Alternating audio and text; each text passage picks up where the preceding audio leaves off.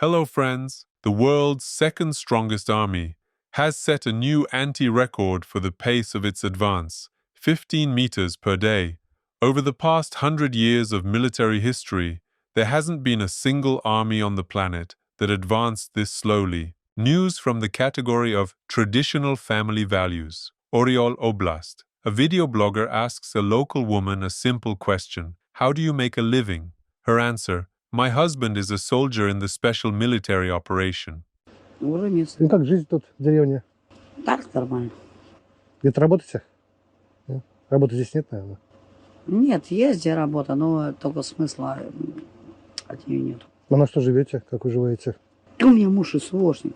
I drink vodka instead of water around the clock, and my husband is currently in Ukraine, killing innocent people for money. Don't think I'm living badly. I know my husband will be killed soon. I'll receive compensation for him and buy myself a decent house where I'll continue drinking non-stop. Our favorite footage from the army that, according to Russian state TV, the entire Western world is supposed to fear. Ты похож на друида этого.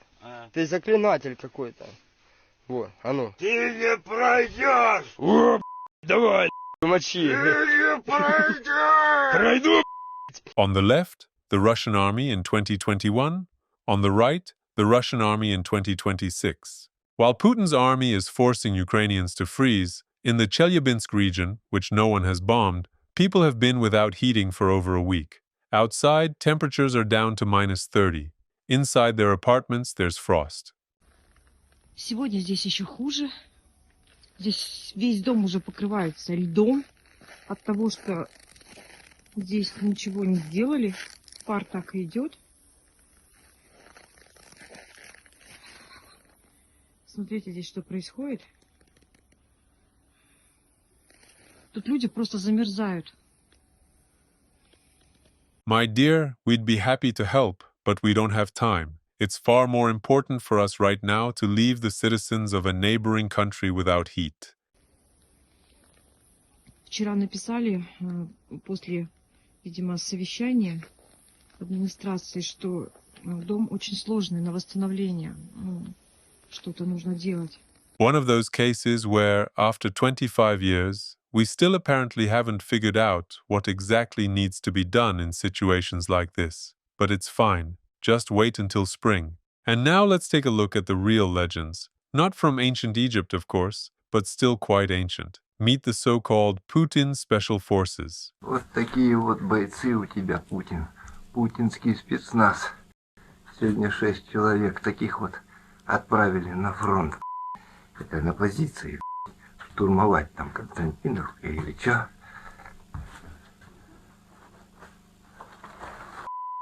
Да вот.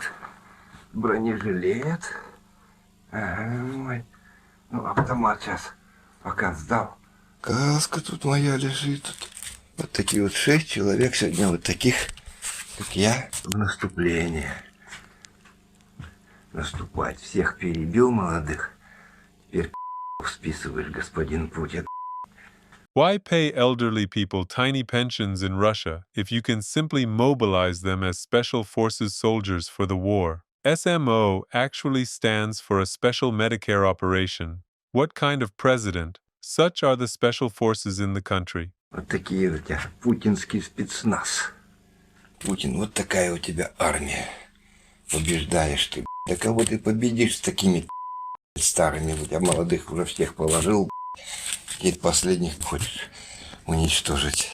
This is what a truly active lifestyle for pensioners looks like. A jog through a minefield rejuvenates you better than any Western gym ever could. Friends, now is the perfect moment to hit the like button. And don't forget to share this video with your friends. Thank you. You can watch 3 things endlessly: fire burning, water flowing, and Putin's recruitment offices hunting for new cannon fodder. On Sakhalin Island, the Ministry of Defense set up a tent and is recruiting fishermen for the war against Ukraine. So Putin, how's the catch? A good fishing spot? Caught a lot? Artificial intelligence has clearly demonstrated what Russian villages could look like if the budget of the world's richest country weren't being spent on war.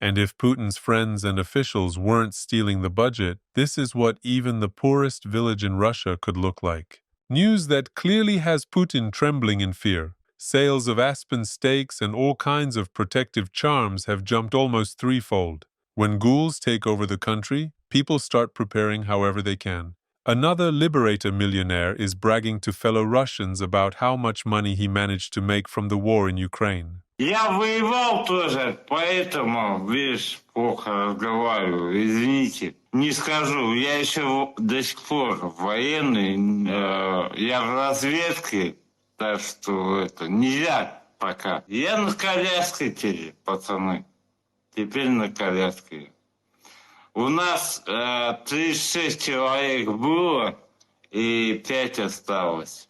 Вот и все. As my Ukrainian friend once said, it's better to survive the winter with generators than to live next to neighbors like these degenerates. One of those cases where staying home alive and healthy is just too boring, and your life apparently lacks the killing of innocence and a nice dose of PTSD. Я говорить хоть более-менее начал. До этого вообще меня в Москву, потом в Питер отвезли, делали меня. У меня просто одна сторона. Они мне из уха удалили, вот здесь голову ломали, и оно хоп, одна... If we put it in simple terms, this hero of Putin's Russia managed to earn himself a wheelchair, facial paralysis, and a single cigarette. As they say, who could come up with better advertising for recruitment into Russia's contract army?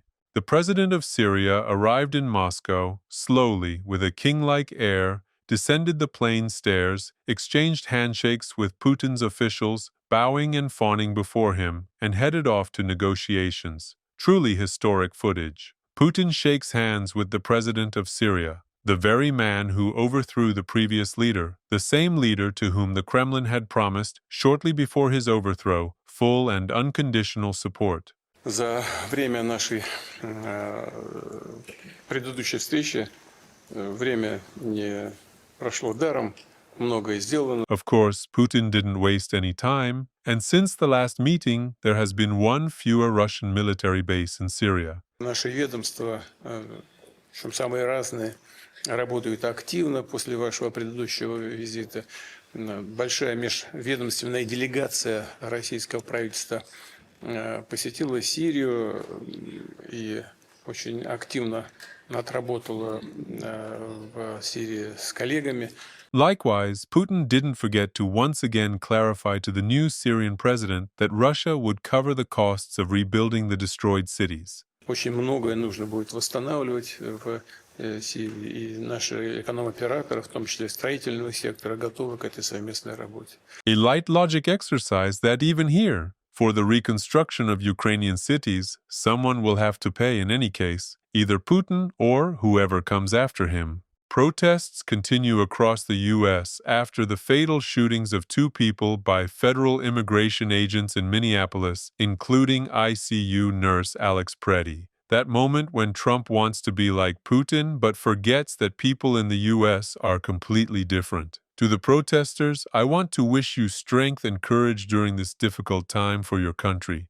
Friends, thank you for being here and for continuing to support me. Ukraine is currently facing severe cold, and due to constant shelling from my country, people there urgently need help. If you're willing to support fundraising for heaters and generators, I'll leave a trusted link in the description. I also want to say a huge thank you to everyone who keeps supporting the channel with one-time donations in the YouTube comments. You're the best. And don't forget that I have a Patreon, where you can subscribe for just $3 a month. You get early access to new videos, personal chats with me, and already 3 exclusive videos you won't find anywhere else. A huge thank you as well to everyone supporting the channel through Buy Me a Coffee. Know that in heaven, a special place has already been prepared for you. Right now, I have 78 incredible patrons. Once again, a huge thank you. This channel exists because of you.